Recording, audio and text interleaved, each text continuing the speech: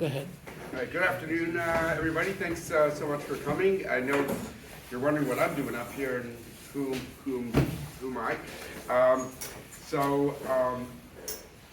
was the editor of this book and worked on with Rabbi Chaim Dalfin. I just wanted to introduce Rabbi Dalfin and by way of introduction, speak a little bit about my involvement with the book, because that speaks to a little bit about what the book, what people can gain from this book, and also who Rabbi Dalfin is. Also, I just want to precede my words by saying that recently I lost a very close friend by the name of David Assimi, David ben Shmuel, and so to the extent that any of my words today, it's Rabbi Dalfin is going to be doing most of the speaking, but to the extent that any of my words today help bring Klal Yisrael together and are useful, that should be Ilui Nishmaso. As you can probably tell, I don't really look like a Chabadnik, and a number of years ago, there was someone in my family who was greatly affected and impacted by Chabad. So although I had no real connection to Chabad, I decided that maybe it'd be useful if I just started seeing a little bit about what Chabad really was. Not really for me, but more from an academic perspective, and maybe you could say therapeutic perspective, because perhaps if I could share some of that with this person who was in my inner circle, it could be useful. And as I started doing that, I started learning a little bit of Tanya on a daily basis. And I can mention, by the way, that there's a lot of great resources for learning Tanya. At the time, what I used on Chabad.org, I was listening to Rabbi Yeshua Gordon of blessed memory, and now actually Rabbi Dalfin also, by the way, has on YouTube amazing lessons on Tanya. But regardless, I started to get more deeply interested in Chabad. And I had some questions that I kind of wanted answered by a Chabad insider, someone who would be willing to speak very openly, not sugarcoat, give the real story, give real interpretations. And these are questions both about whether it was sociological questions about what Tanya meant, questions about how certain concepts were really understood within the Chabad community, and I kind of wanted the real deal. So I was looking for someone who I thought I might be able to approach. I'd heard of Rabbi Dalfin's name because years before I had bought a previous book of Rabbi Dalfin's called Rav and Rebbe, about Rav Soloveitchik, the Rav and the Rebbe, and their relationship. So I was thinking, maybe he'd be a person to call, but I wasn't certain. And then I happened to come by a book, also written by Rabbi Dalfin, this book, Conversations with the Rebbe. And what this book was, I thought at first might have been a couple hundred pages of conversations that Rabbi Dalfin had with the Rebbe. That wasn't what the book is. The book was, yeah, exactly. The book was actually interviews that Rabbi Dalfin did with many leading Jewish personalities who had conversations with the Rebbe or interactions with the Rebbe. And in this book, Rabbi Dalfin interviewed, for example, Rabbi Norman Lamb, of blessed memory, who helped to build this great institution. And in that interview, there were areas where Rabbi Lamb criticized Chabad. There were areas where Rabbi Lamb expressed admiration for Chabad. It was a back and forth, and I could see that there was a dialogue going on, and that Rabbi Dalfin was asking questions, curious about Rabbi Lamb's point of view, and engaging in this extremely respectfully, and then putting in print, even when, frankly, as I said, Rabbi Lamb had some criticisms of Chabad. It's in there too.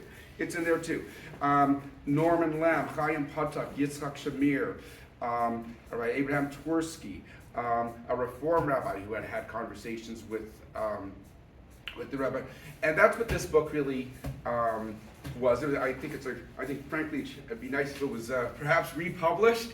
And I know, by the way, that since publishing this book, among other great interviews, Rabbi Dalfin is with the late Reb Zalman Schechter Shalomi, who was I don't know if they even know who he is. Yeah, who founded the renewal movement and started as a Chabad chassid.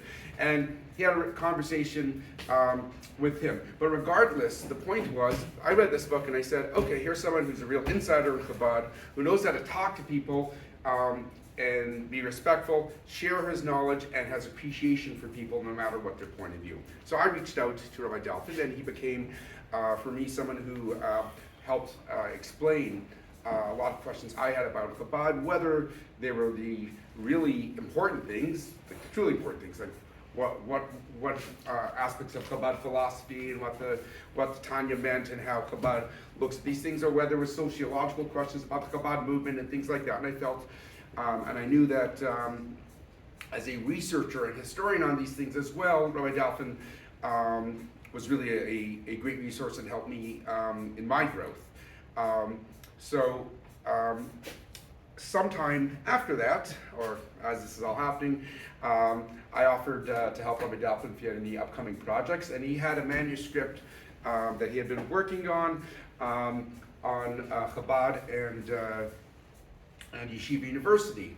And it doesn't attempt to be a complete history of everything between Chabad and Yeshiva University. What it is this book traces a lot of the history of interactions between the two institutions, of comparisons between the two institutions, above Chabad and Yeshiva Tomchei Tmimim on one side, and Yeshiva University on the other side, and of course focuses quite a bit on the two main individuals who left their greatest stamp on these institutions. In the case of Yeshiva University, it's the Rav, Rabbi Yoshua Ber Soloveitchik, and of course in the case of Chabad, it's the seventh Lubavitch Rebbe of blessed memory, Rabbi Nachman Mendel Schneerson. Their interactions with each other, as well as their philosophies, form a really core part of this book. So my involvement really was partly, and speaks to Rabbi Dalfin and who he is. He had this manuscript, and I felt I could add something to it because some of the things that were in there I could perhaps add a little bit more and speak about it and elucidate some of the points from a more of a modern Orthodox perspective and sensitivity. And I found that again and again, as I made these suggestions, Rabbi Dalfin was very open to it. He said, you know what, that's a great way to look at it. It may not have been exactly the way that he looked at something, or vice versa, and all of that found its way into the book. I just want to give one example of one story that's in there that really resonated with me, and then I'll hand it over, of course, to Rabbi Dalfin. One story which is very interesting was, many of us know that Yud Tes Kislev is a extremely important day on the Chabad calendar. It's called Rosh Hashanah for Hasidus, Rosh Hashanah for Hasidus, and that's a celebration of the day that the first Rebbe, the Alter Rebbe, Rav Shneur Zalman of Liadi, was allowed out of prison, I believe in 1798, I think, and that is celebrated. Every year, partly because of the idea that as he was released out of prison, that was a symbol that on high, that in Shemayim, that the psak was that Hasidus should continue to spread everywhere. What's not as well known is that language of calling it Rosh Hashanah for Hasidus is not the way it was celebrated for many, many years. In fact, I think it was and this story's in the book, in 1901, the then Lubavitcher Rebbe, the Rashab, sent a letter to Lubavitch saying that this holiday, Yud Tes Kislev, which we've been celebrating for a very long time, from now on should be known as Rosh Hashanah for Hasidus. And the letter was spread to many communities. The problem was that when this letter reached the community of Brisk, where Rabbi Chaim Soloveitchik was the town rav, it was already past Yotes Kislev. And as a result, the Chabad Hasidim in Brisk came up to Rabbi Chaim Soloveitchik, and they had a problem. They said, we've already celebrated Yotes Kislev, but we didn't know that it was Rosh Hashanah for Hasidus, that it was declared to be Rosh Hashanah for Hasidus. What should we do? So Rabbi Chaim Soloveitchik turned to these Hasidim, and he said, if that's true, that means that you celebrated it with the wrong kavanah. You did a mitzvah without kavanah. And what's amazing about this, and really resonated with me, is that there's no doubt Rabbi Chaim Soloveitchik said Tachnun on Yotes Kislev. He didn't celebrate anything on Yotes Kislev.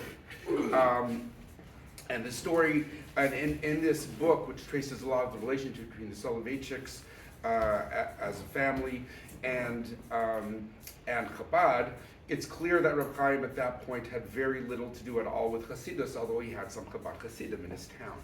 Yet, here he was telling the Hasidim that they had no choice but to celebrate Yotes Kislev again, make another Yotes Kislev celebration. The Hasidim said, well, let's celebrate it on Purim Katan. You see that year, there were 2 Adars. And so when there's 2 Adars, the day on which Purim would fall, on the first Adar, which would be Yotes Adar Rishon, is celebrated as Purim Katan. We really don't celebrate it very much. We don't say Tachnun on that day. And perhaps it was also true, I don't know, but perhaps at that time, on days they didn't say Tachnun, perhaps they didn't work. I don't know precisely. But they said, they said maybe we should celebrate on that day.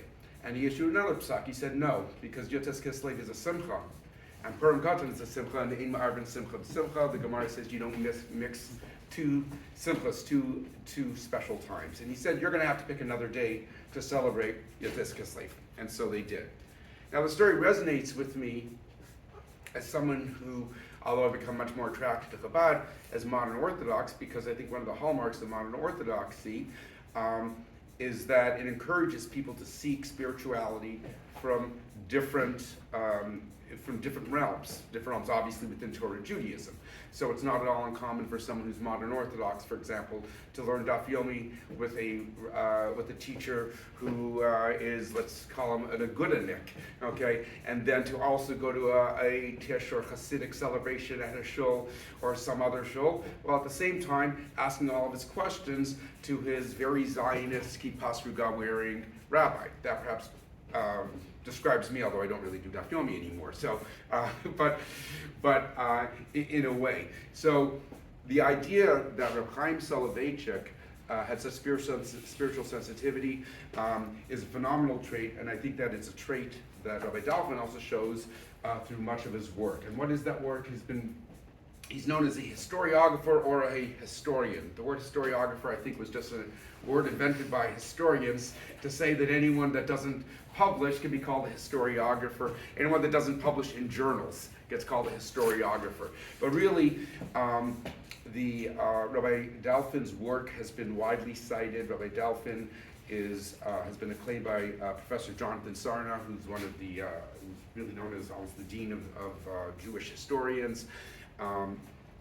And he was invited last year at the Jewish Archives in Cincinnati to be the first visiting Hasidic historian or historiographer to do research there and to lecture at the Jewish Archives in Cincinnati. So his work is very well respected, whether it's conducting interviews, getting oral histories that would otherwise be lost, and writing them, as well as, of course, checking all the facts and making sure that he presents a true story as to events. So with that said, I'd like to ask Rabbi Chaim Dalfin to speak a little bit about the book, and here he is.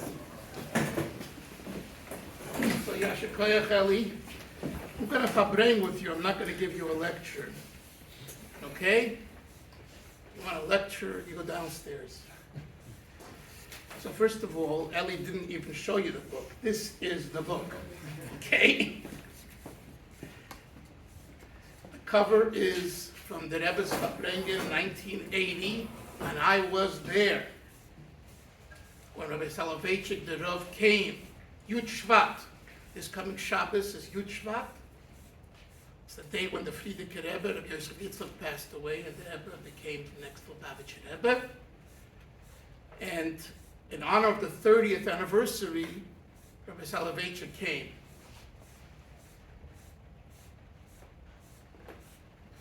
It was an awesome experience. Awesome. There were 5,000 people in the room. And when he came in, Rabbi Soloveitchik, all eyes turned to him. And then the Rebbe, shortly thereafter, I saw all this firsthand. This isn't I read and heard. I saw it. And then the Rebbe walks in, everyone's standing. And this picture is what you saw. This is how they greeted each other.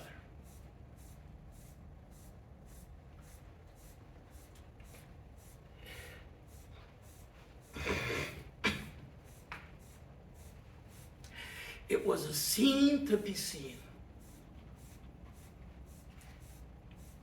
The palpable love, the admiration that these two great giants of Torah, these two great leaders, these manhigim, were standing face to face in front of 5,000 people.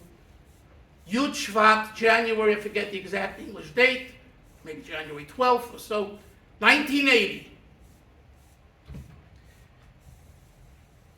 Many years went by, and as a writing, I'm thinking about different subjects and topics. What would interest people? Not what would interest Chaim Dalfin or Eli Rachlin. What would interest you?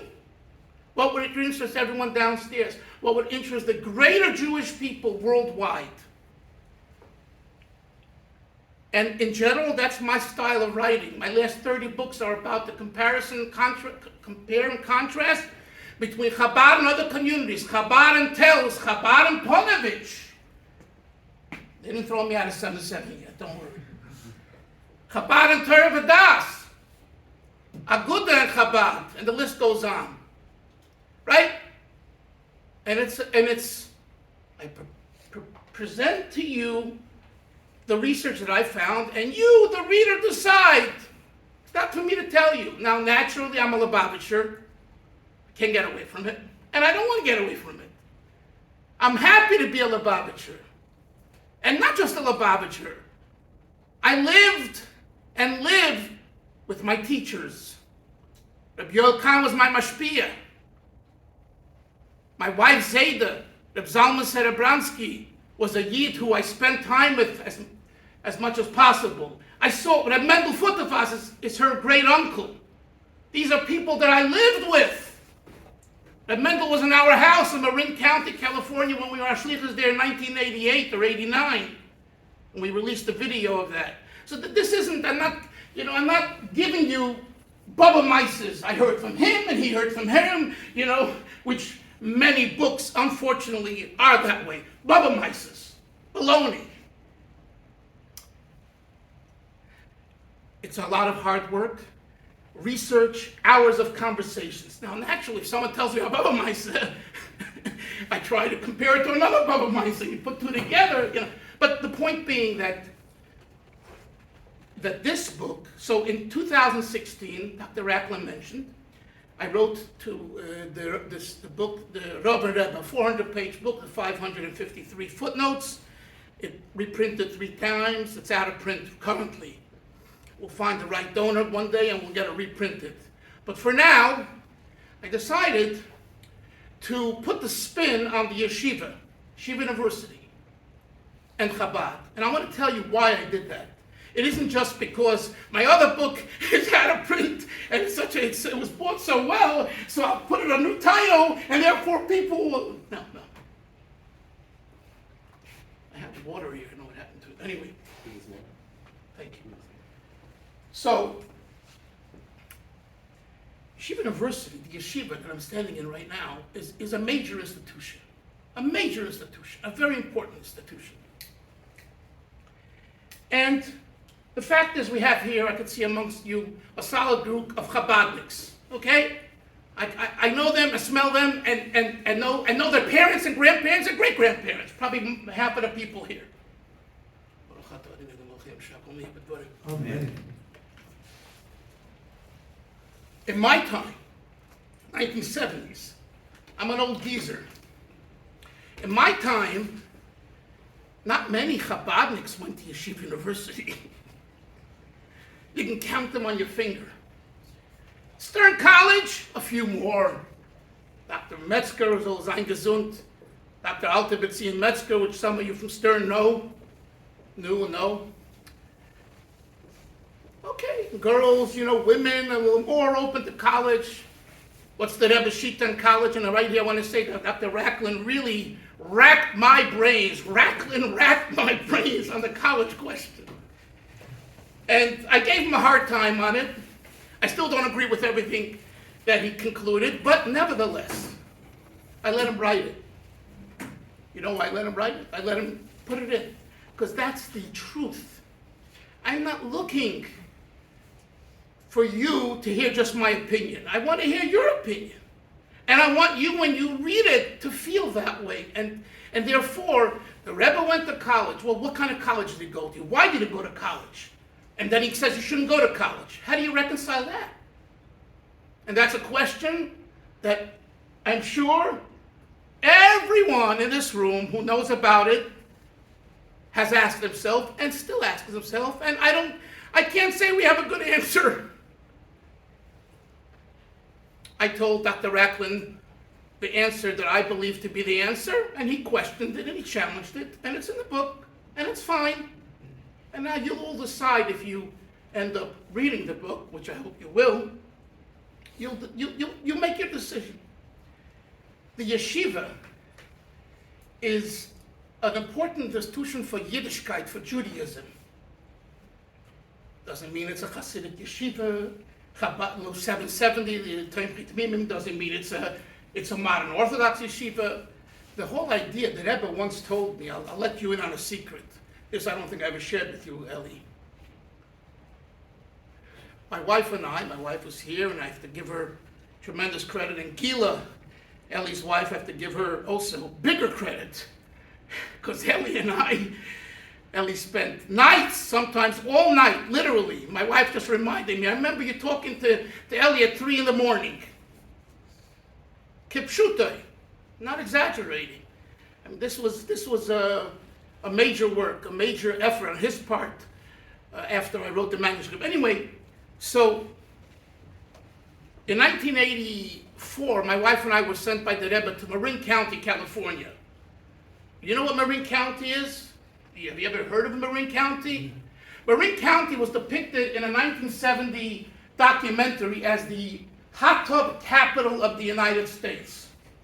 And what do you do in a hot tub? You smoke dope. Today don't call it dope, marijuana or whatever, right? That's, to put it mildly, what you do in a hot tub. Anyway, that's where my wife and I were sent. I remember someone living in one of the cities, a Jew from New York, ran away to California. I'm talking about Yiddishkeit, tefillin, mitzvahs, different things. And he says, "You're going to tell me? I'm from New York. I know what Judaism is." Meanwhile, he's raising pigs in his backyard with a big ponytail. Well, that's what we had to deal with. And we dealt with it, Baruch Hashem. So that's just giving you a little picture of where Marin County is, north of San Francisco, across the Golden Gate Bridge. So the first year we came, first summer, we went, I think in July, and they had a fair, August they had a fair. At this fair, well, it's a great time so I met all kinds of heathen, all kinds of people. Then I said, I had access to a federation list. It's 1,900 Jewish names. I said, I'm going to send each one a flyer. I'm in town. They're not coming to greet me. I might as well greet them. Hello, I'm here, we're here. Printed up. So I saw a friend of mine, Rabbi Chaim Dalfin from Chicago, I came across at that time a flyer. He had his picture there, and on top it said, "I am not Reform. I am not conservative. I am not Orthodox." Then it says, "I am Chabad." And the philosophy of Chabad is to love every Jew, and therefore, come. And I saw this. I said, this is the message. I'm going to emulate this flyer, put a nice card, make it smaller, send it out. I printed up 5,000 pieces. But I have a boss. The boss is the Lubavitcher Rebbe. He sent me there, right? I should let him know what I'm doing. So I let him know. Just let him know. I didn't ask him. I already printed them up. Rebbe, I'm going to send these out. A few hours went by, and my phone rang. I think it was Rabbi Klein Oliver Sholem, one of the Rebbe's secretaries, who said the Rebbe wrote an answer on your flyer. He made some comment. So I said, Rabbi Klein, please fax it in. Those days, we still had fax machines. Send it. The Rebbe wrote me a whole answer. I think it was like 10 lines. And the bottom, this was his nekuda, and I asked 3 people to interpret it, and they couldn't give me interpretation, but the Rebbe said basically, your message will evoke and awaken old arguments. What old arguments? There were no frum people in Marin County, maybe 4 or 5 frum people. I went to Rabbi Friedman, Manas Friedman, Rabbi Yoel Kalm and Mashpia, and Rabbi Leibel Grona, the Rebbe's secretary, and I asked him, could you interpret from the... They said, we have no idea. I said to him, I have no Litvaks here, I have no Misnagdim, I have no Sfardim, no one knows anything here. Who am I fighting with? And the Rebbe said to me, by saying I am not Reform, I am not conservative, I am not Orthodox, you're giving in to the divisions. That itself is saying that there is Reform, conservative, Orthodox, and you're not. And it contradicts your message. I am Chabad. Chabad is Avos Yisrael, and we're all one. How are you all one if you just said there's 3 and you're not one of the 3? And the Rebbe at the end,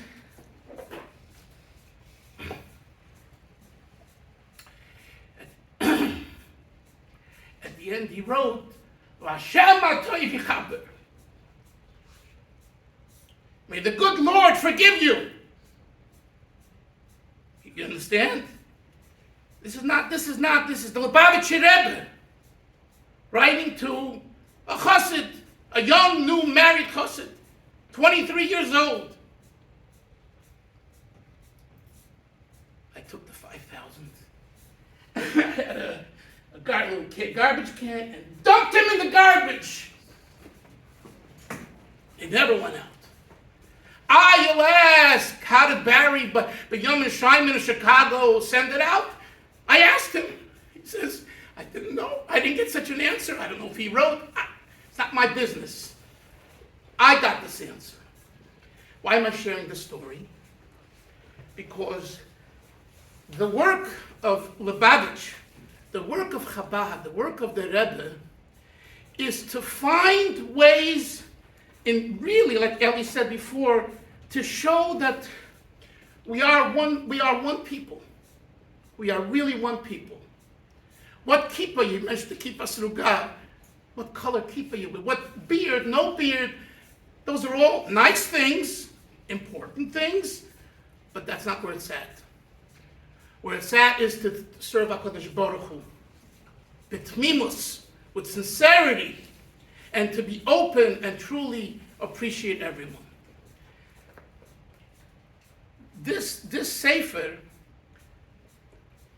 shows how the Rav, you passed by here, you saw his picture, Rabbi Soloveitchik, put this building that's now here and so large, and Kanei Nahara, so many people and everything else, it put it on the map.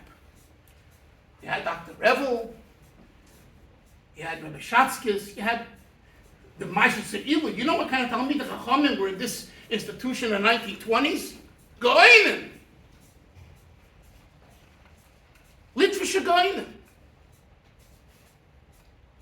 So, Rabbi Moshe Soloveitchik, Rabbi Soloveitchik's father, the son of Reb Chaim, taught here till he passed away in 1941. It's all true, but the one who took this yeshiva and put it on the map, it was Rabbi Soloveitchik of Yasha Ber Soloveitchik, because he ordained, they say, 2,000 Rabbanim, and more than that, he was a statesman. He had a shtel, we say in Yiddish. He was strong. He didn't bow down, etc. So today, it's 30 years later, right? 2025, the Rav passed away in 1993, a year before the Rebbe. The Rav's mark, I hope, I don't live in Washington Heights, I don't study here, and tonight we'll be speaking at Young Israel Tinet, we'll see what's going on there. I really hope that today's students, today's Balabatim, today's modern Orthodox, Young Israel, Yeshiva University people, and guess what? Chabad recognize this person's Torah. The greatest crime, and I've discussed this with top students of the Rav, Rabbi Ziegler over Sholem comes to mind. An injustice was done to him. By guess what? Not by Chabadniks, by his own comrades in the Litvish world. And I don't want to go into it now. I've written about it. You can find it in my book on Lakewood, my first book on Lakewood and Chabad. But Rabbi Ziegler told me the Rav made a choice in 1943, I think it was, or 44, where he left the Aguda, you mentioned before Agudaniks, he left the Aguda for the Mizrahi movement. And Rabbi Ziegler, he felt that that was a choice he made, and he made that choice. Well, what does that mean? What does that mean? Is it relevant today, in 2025? And I think, I should say, I know.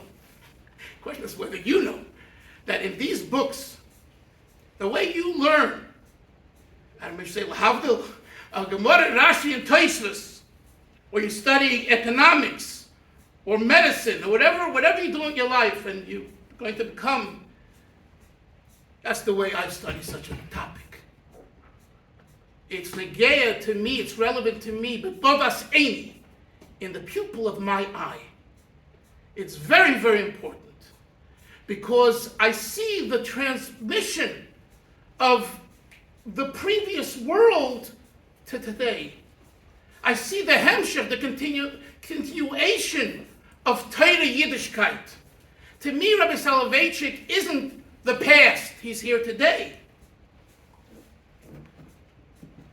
How is he here today? Through his Torah. So you have to study his Torah. You have to understand what he wanted. Do I have to be a Mizrachinik? No. I chose to be a Lubavitcher. You choose to be a Mizrachinik? Kol hakavod, no problem, great. But to understand the Torah and the history, the sociology, like Dr. Rachlin said earlier, is very, very important. And I want to just conclude with one more thing, and I'll give it back to you, Ellie, if you'd like.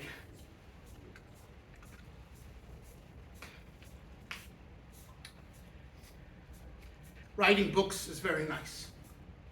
I saw my father, thank God, is 87 years old. He's, I guess, related to the Dalfins, to Tenenhouse, so you must be related to my father too. I just saw him, he lives in Crown Heights, maybe well. My father was born in Romania, in Bukovina.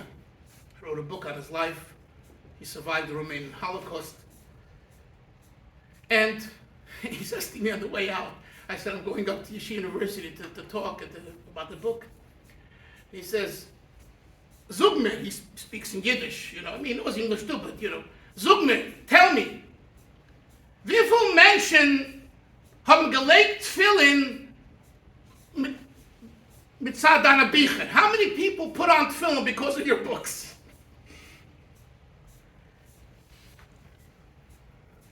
Romanian Yidden from Amol. They're very right to the point. They say it the way it is. There's no philosophizing. Don't go with them. They just, especially Bukovina Yidden. They have to. It's a class for itself. Okay. Bukovina is next to Moldova. Anyway, and I told him, I have 101 people putting on film because I wrote 101 books. He looks at me. He says, no, I want this, rapping.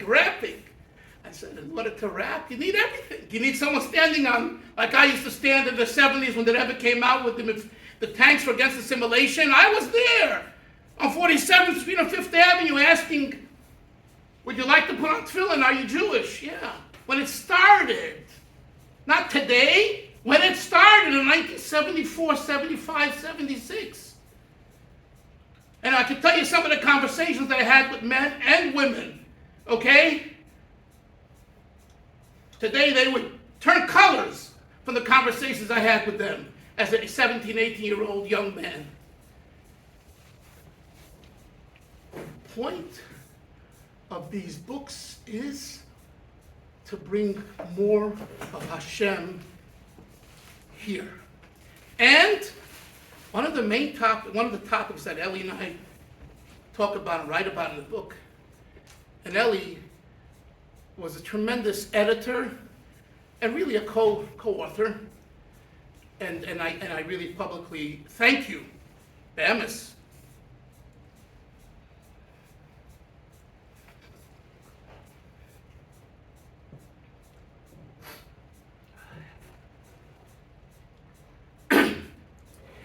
So, the purpose is to share chassidus with the world.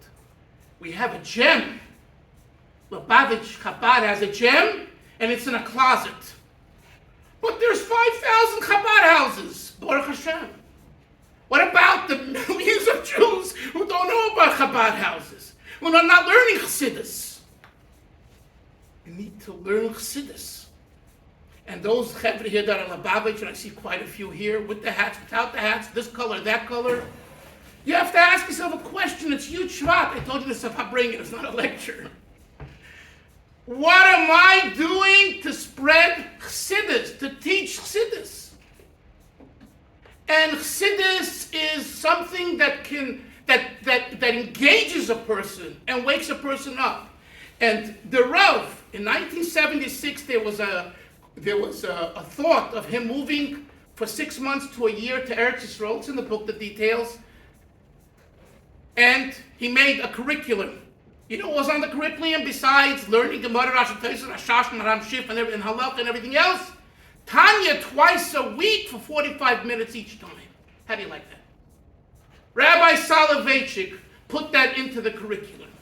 So don't tell me that the father figure of the modern Orthodox world, the so-called father figure, because I see him as a Rabbi Chaim in our generation, not just the father figure of the modern Orthodox world, but regardless, he understood and he learned chassidus. I heard from a student from the 60s, I believe, who brought the Rav in the building across the street. Where's the dormitory? Somewhere around here, the old dormitory. So it was his birthday. So the guy comes, he's from Philadelphia, comes, the student, with a birthday cake. Knocks on the door. The Rav opens up, he says, yes, how can I help you? He says, Rabbi Soloveitchik, Rav, Rebbe, whatever you call him, he says, it's your birthday today. He says, in Brisk, we don't celebrate birthdays. But he says, come in. He comes in, he puts the birthday cake. And he told me, you know what he saw on the Rav's? This is his little dormitory room. In the other book, I have exactly which room it was on the second floor, third floor, I forget now. Anyway, he saw a science mathematics book and a Likutei Torah of the Alter Rebbe on the table. So need I tell you that chassidus is for everybody?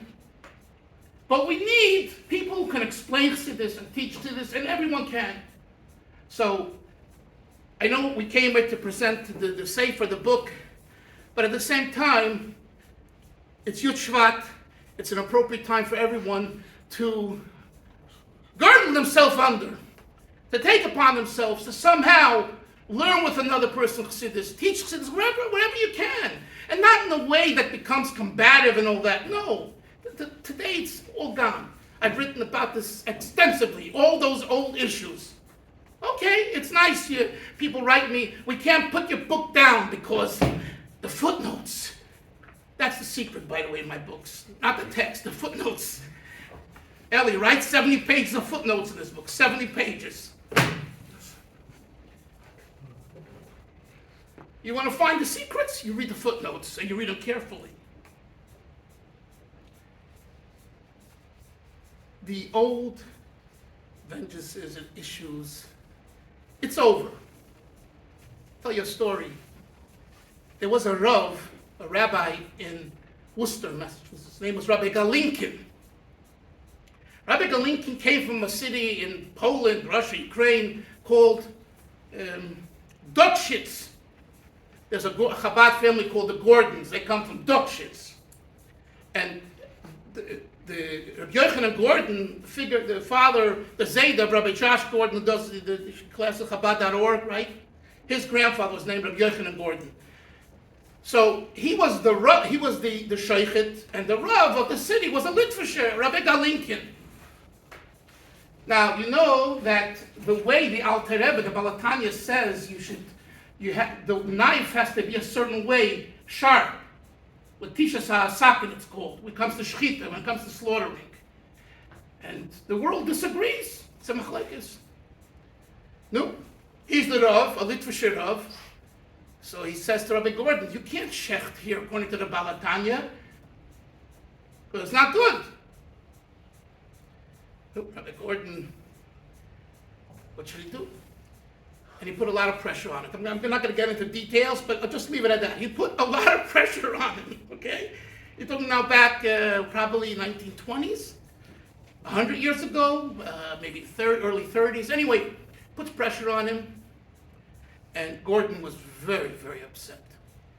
Rabbi Gordon had a son, he read his Elul Sholem, maybe some of you knew him, Rabbi Yisrael Gordon, lived in Crown Heights.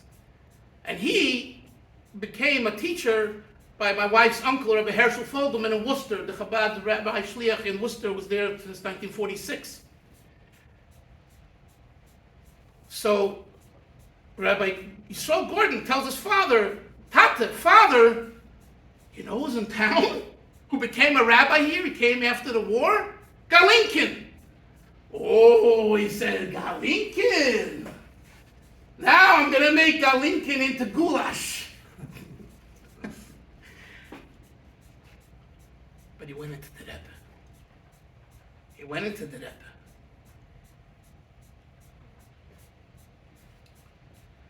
And he told the Rebbe, this is everything I'm telling you. And he told the Rebbe what he plans on doing. To really curse out Galinkin. Like, you jerk. Why'd you do this to me? So you have a different shita, so you want to make my shita treif, not kosher? And you know what the Rebbe told him? Sollst nicht sagen kein Wort. Don't say a word. He went down to Worcester. He met Galinkin, and he embraced him. And he didn't say a word. That's our Rebbe. A person who wants to hurt you. A person who wants to do bad to you. And the Rebbe says that after the war, it's a new world. My friends, it's not just after the war. It's 2025. Tafshin Pei Hey. We see open miracles in Eretz Yisrael.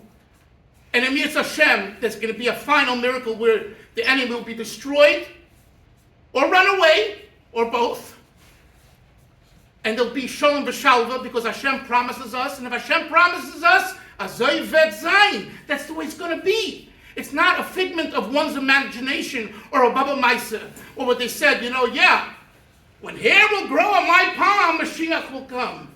No, if the Torah says, Ani mami b'emunah shalema, it's going to happen. I don't know when, but it's going to happen. So let us all resolve to take upon ourselves a good resolution for the upcoming year, starting from Yud Shvat, to share Torah in general, see this in particular, and to grow together as Yidden. Ellie, would you like to say something? What? Yeah, just a couple of shorts. Go ahead. Okay. I don't know if I went too long, but All right, so I just wanted to share one aspect of the book, but very much in brief.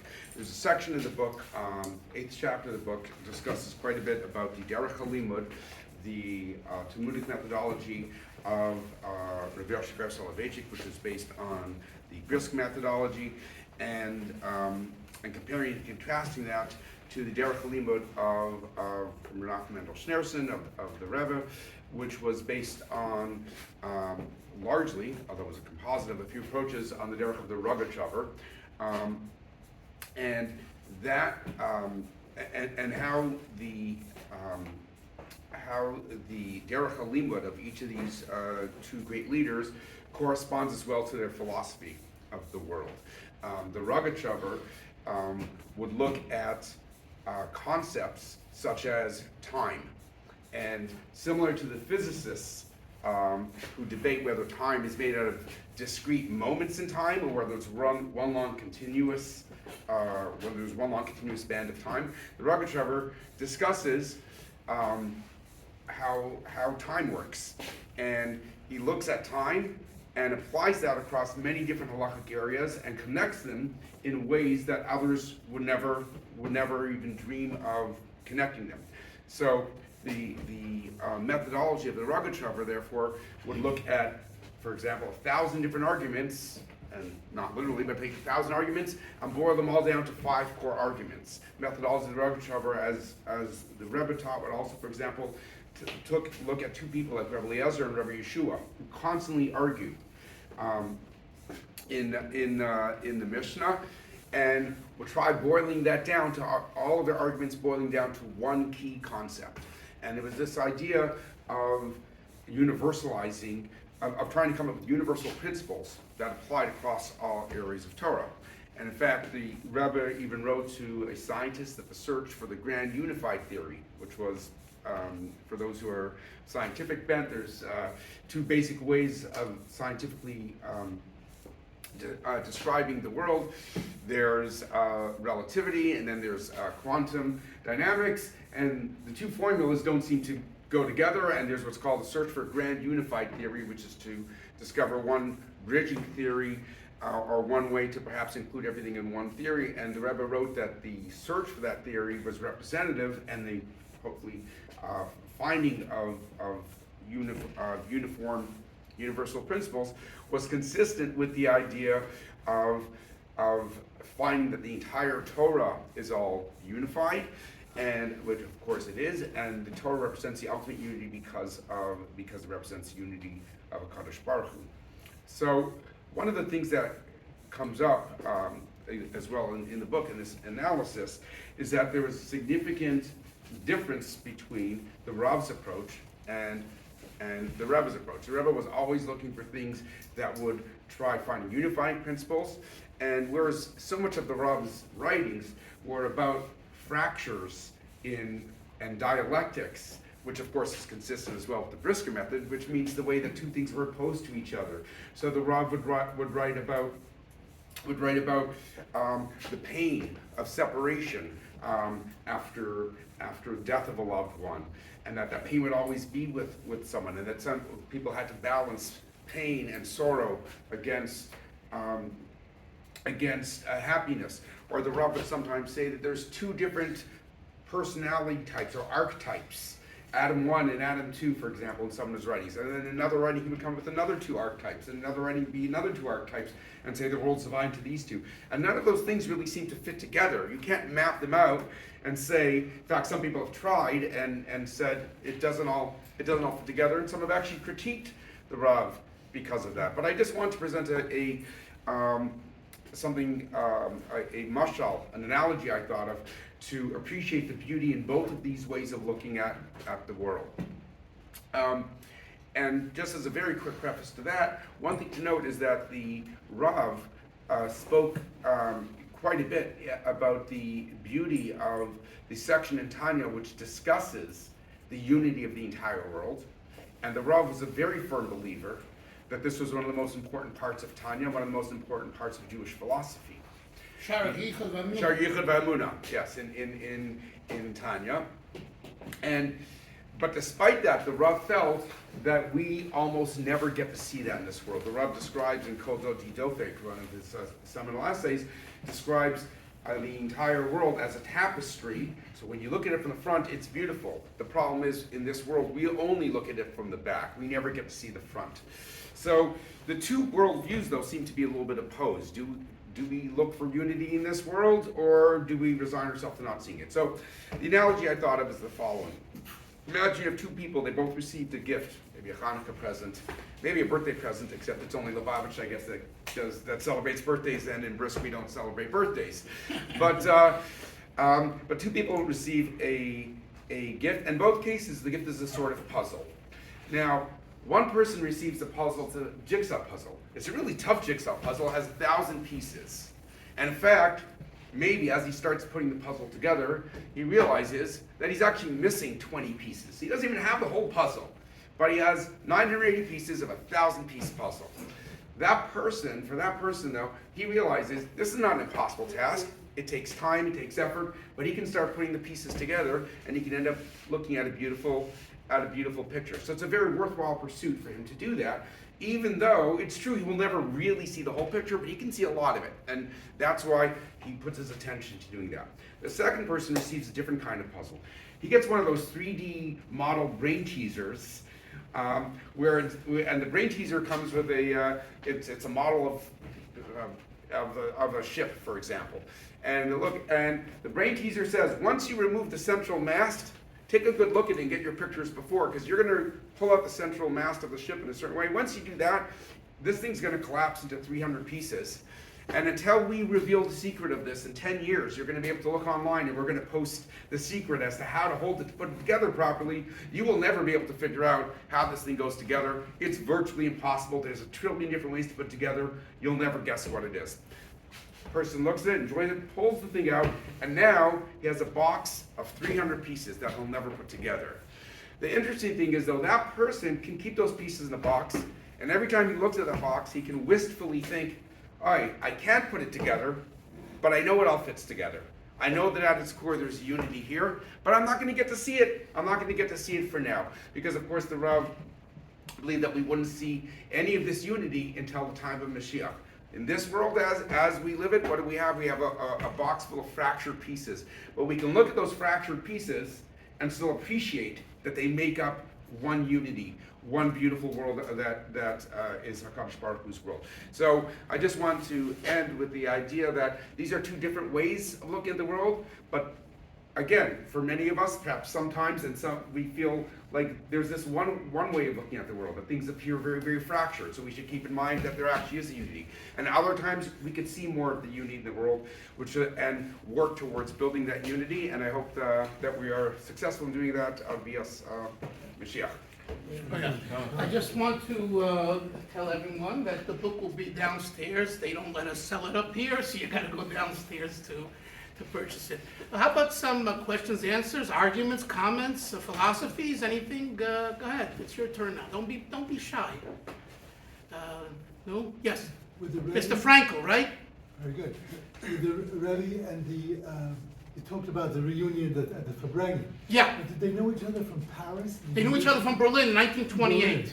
Uh-huh. 1928. What kind of connection they have then? Tremendous connection. There was a very few Orthodox people, and they all stayed together. And in particular, they learned by Rabbi Chaim Heller, who also was a teacher here in I don't know if you remember him, 1960, he passed away. And they studied, he would give a class, and he was himself a big genius. But the Rebbe and the Rav had a very good relationship and a close relationship in starting from Berlin. But again, his grandfather, as Dr. Rachlin mentioned, Rabbi Chaim Brisker, and the Rebbe Rashab, the fifth Rebbe of Sholem Ber, had the relationship going back to at least 1897. Thank you. Yeah, and there's a lot about this in the book. Just saying that we brought the past and the present, On unity. Yes, no, somebody Lubavitcher here. What do you guys have to say? Don't be shy. Come on, you're laughing. Go ahead. Why do you think it might be, if this is true, that perhaps the current set of Rosh Yeshiva and YU view things different than our Soloveitchik in terms of their appreciation and respect to Chabad? Boy, you really want to throw the punches. I don't know. The truth is, Dr. Rachlin really probably can answer it better because he lives in Teaneck, and Teaneck I think is the hub in a way of modern Orthodoxy and YU. I live in Borough Park, which we believe that the only Jews that exist are in Borough Park, right? Anyway.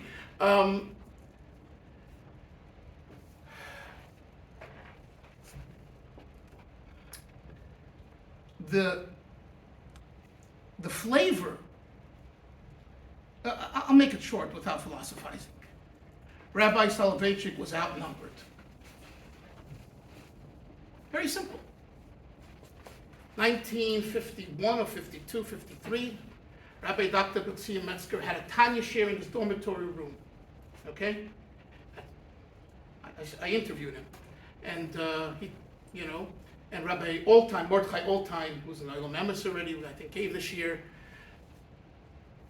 one of the Rosh Yeshiva at the time was very upset and wanted to stop it.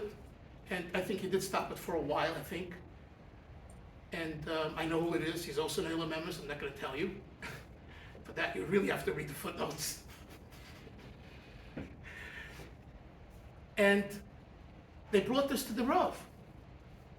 And the Rav said, I forget the Yiddish words, Ellie, Als Medmen Lernen, everything that you're allowed to learn in YU, all the philosophies, right, including Apikourses, okay? Yeah, we didn't put that into the book, but that's my understanding of what he said. Again, I wasn't there. But I could see him saying that because he was direct, he was a brisker, so he calls it the way it is. Everything you're allowed to learn. Or to put it in today's vernacular. You can have a gay club and a this club and this club and a Chabad club. Maybe, no, yeah, why? Right? The gay club is more kosher than the Chabad club. It's going back. No.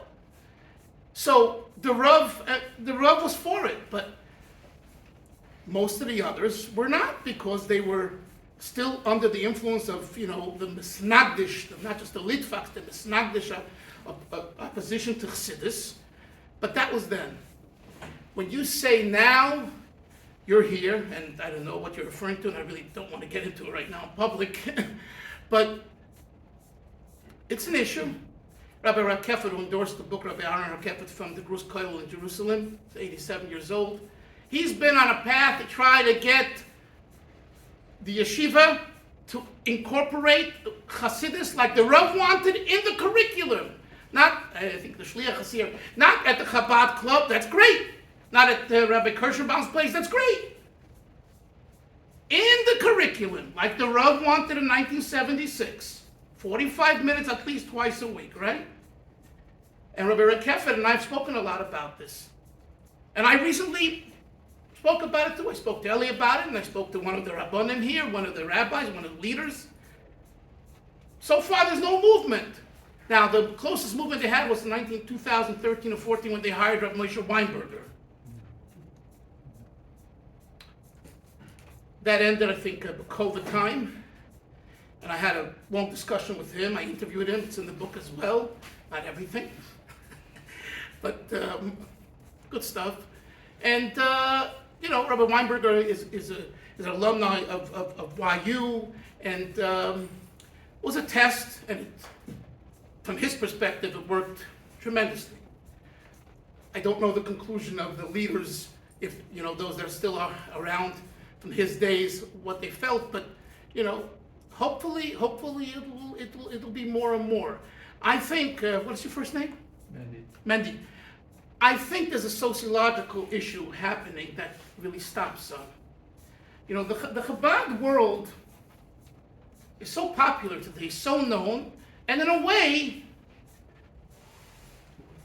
I'm going to use a word that's not, it's not what I mean, but I'm going to use it for you to understand. Aggressive. Overbearing. Overwhelming. Wherever you go, it's Chabad. Right? Coca-Cola and Chabad, right? That bothers people.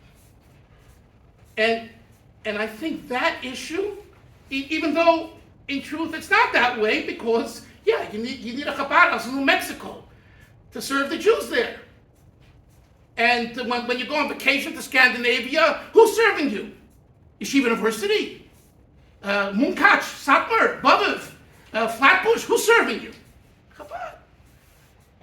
So everyone wants to piggyback on Chabad, as we say in Yiddish, when you need them. But when it comes to a little panimi it's like, you're there and I'm here. So the sociological issue, I think, is really the reason that they haven't overcome that issue, and I hear it. I still think that it's wrong. It's not, if the Rav wanted it, as far as I'm concerned, if the Rav wanted it, it has to be. By us in Lubavitch, in Chabad, who is Koveya? Who sets the rules? The Lubavitcher Rebbe. Not the Mashpia, and not the big Rav. And if the Rebbe tells you to go to a Mashpia, go to a Rav, that's the Koyach, the Rebbe, right? But the Rebbe is Koveya.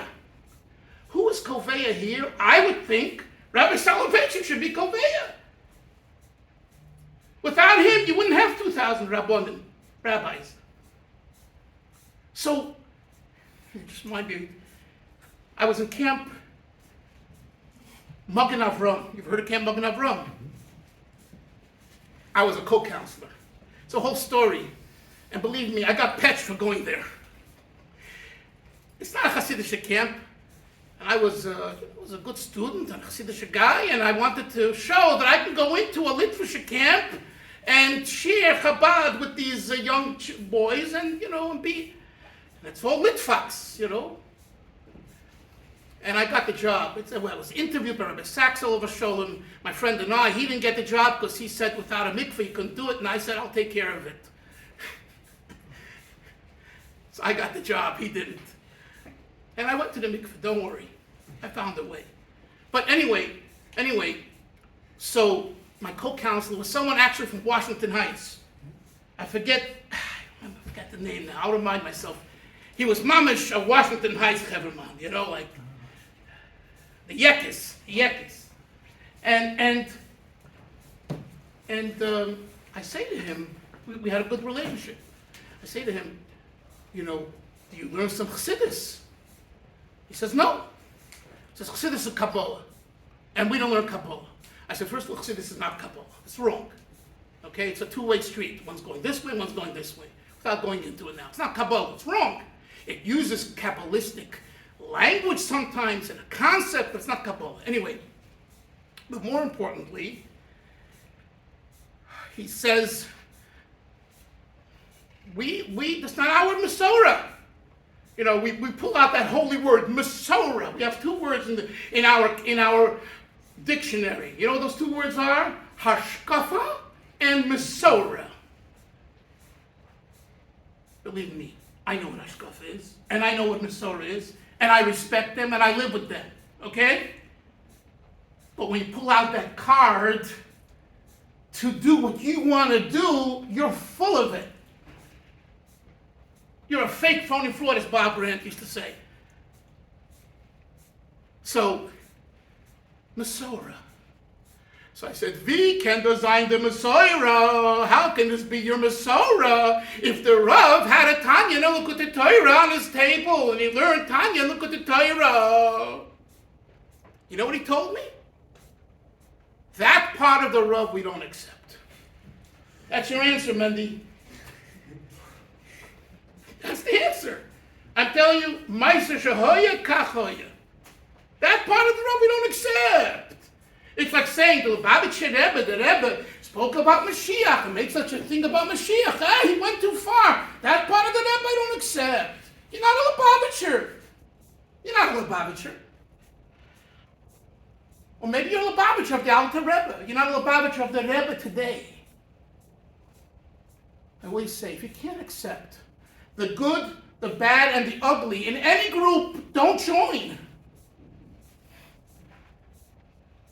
Or to put it another way, if you belong to a group and you want to identify, it has to be in your bloodstream. In your bloodstream, in your veins. And if they cut your vein, what comes out? If you're a Lubavitcher Chabad, if you're a modern Orthodox, whatever that is, etc., etc. And if it's not in your veins, you have a lot of work to do. And I tell this to my fellows in Borough Park and Shul. I told it to yesterday. He left Bayan. He became Chabad. I say, really? Why'd you leave Bayan? Because the Rebbe this, the Rebbe that. Oh, I said, So what kind of chassid were you to begin with? You're a chassid that you need to get something out of the relationship. That's a chassid? That's not a chassid. A chassid is in your bloodstream. Like the famous story of Shmuel Gerari. You know the story? They say, you're a chassid? He says, yeah.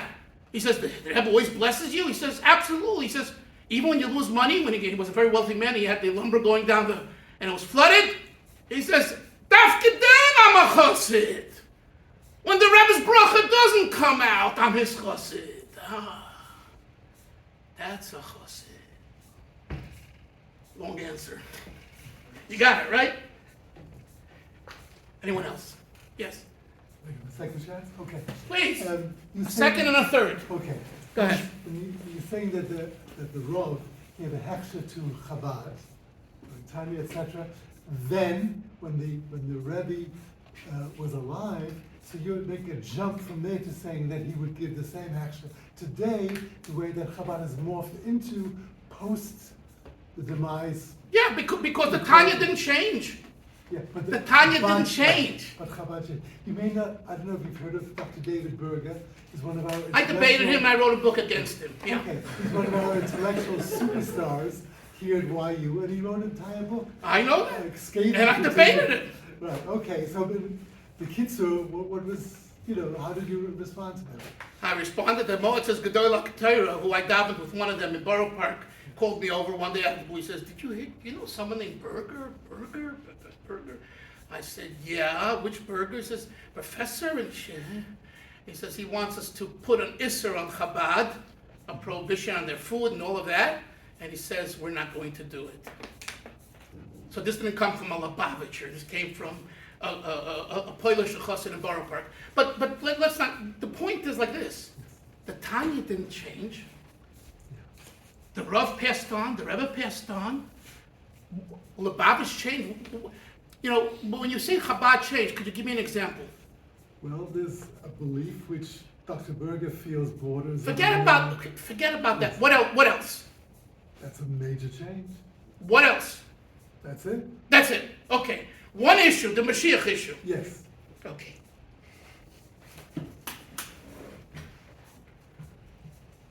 Mashiach is a reality. Who Mashiach is, as the Rebbe said, is not relevant. He wrote that. It's in his handwriting. We could debate, and I could show you sources for what they call the Mashiachistic view. I could show you sources in Abarbanel, starting the Gemara, right? But we don't paskin, we don't rule that way, right? Berger went very much further. There's a rabbi in Baruch, a Chassidish rabbi. So he meets me, this is the beginning of the whole issue. And he says, I say to him, you upset? He says, no, he says, it says in the Tshuvas Forum, the response on Jewish law, Meshuga lo isa davar. There's a klal, there's a rule, Meshuga lo isa davar, crazy about that thing. Some Lubavitchers are crazy about that thing. Okay. But when you look to invalidate their marriages, say their food is not kosher, that's why the Motzes Gedolter never agreed. The Lubavitcher Rebbe said that he's Mashiach. He said Mashiach is coming. And he said, more importantly, you know what he said? And I heard it from him. He said, you have to do something to bring Mashiach. So the Lubavitcher Rebbe brought Mashiach to the table, and he kept it alive. And he really believed Mashiach is coming. He really believed with every strand in his body that Mashiach will come. Because if you do not believe that, let's talk honest, if you don't believe it, then it's some kind of, one day we will all be together. One day the Messiah will. When is that day? When is that day? You tell me when that day is. So I don't know. The Rebbe didn't know, but the Rebbe took it and he said, 1900 years? I was with the Rebbe many times when he cried, saying those words. 1987 out of Habregen. 1900 years, and he's still not here. This is emes. So David Berger, God bless him, and I respect him for his work, he was focusing from one angle, a very academic angle. I think Eli said at the beginning, I'm not a historian. The Rebbe's mother, Rebbe Zechana, writes, Loi Schreiber ani, v'loi ben Schreiber. I'm not a writer. I'm not the daughter of a writer. Chaim Dalfin says, I'm not a historian. I'm not the son of a historian. I don't want to be a historian. I want to share historical ideas and facts and analyze it. So David is coming, if I may say so, from a very narrow academic world. And from that academic world, some of these ideas sound like the second coming and on and on. I understand. I'm not stupid. I know that. But that's not where the Rebbe was coming from. And that's not where he is coming from now. The Rebbe isn't someone, just like Rabbi Soloveitchik, these people aren't someone in the past, they're today. And I'm trying to communicate that to you for the last hour. These people, both Rabbi Soloveitchik and the Rebbe, are real today. But they'll only become more and more real if we bring them, we live with them, we bring them to the table. And that might answer someone asked, Chabad lives with the Rebbe. Right? Look around the room, those Chabadims. Young people, some of them, I don't even know if everyone here saw the Rebbe. Right? You did, I know you did. You're not 35 years old, or 30 years old, or 20 years old. But some are here young, right? They never saw the Rebbe. He passed away 31 years ago. Right? How do they live with the Rebbe? How do they, it's amazing. And I'm telling you, they live with the Rebbe. How? How is that? It's not a fanaticism. It's, they study Chassidus, and they study his Torah. Just like Eli. Eli comes, he learned in Toronto near Yisrael. He doesn't come from Chassidus. Ask your question to him. Why? And he doesn't have a beard. He's not a Lubavitcher. At least not outside. Right? And what? Because Chassidus, and that's my point. Let's focus on Chassidus. What's your first name? Danny. Danny, I'm convinced. You at your age, you're a young man. You start learning Chassidus. Some of these questions will dissipate. There's no question about it. Ask him. He probably had the same questions. It's late, but I just wanted to say just one book recommendation besides this book. Sorry, you have to forgive me. Go ahead. But Rabbi Yosef Bronstein, who's running Rosh Yeshiva, Heshi Rachlin's son-in-law, wrote a book, Engaging the Essence. I see they have tons of it stocked downstairs. It's a phenomenal book. I don't know if you're familiar with it or if you've... I heard him speak. Oh, yeah. On the theology of the Rebbe.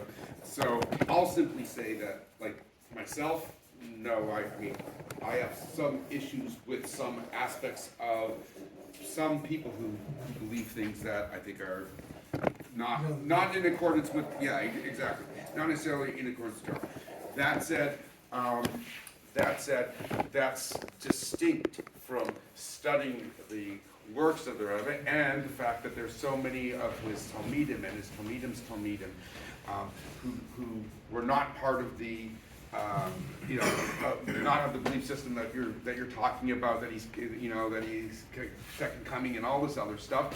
Again, I'm not an expert on that at all, but I would simply say that the fact, and again, I know it's kind of like arguing from authority isn't necessarily the strongest thing, but the fact that you have this Yosef Bronstein who's writing this, there certainly is a very viable way to access a lot of that Torah without some of the aspects. And by the way, of course, his PhD was on his PhD committee was Professor David Berger. Right. Yeah, but that's not to knock anybody, because really, whatever point. Thank you for coming, Yasher Koyach, and we'll see each other very soon again. B'Bias Mashiach Tzidkenu, Amen. Amen.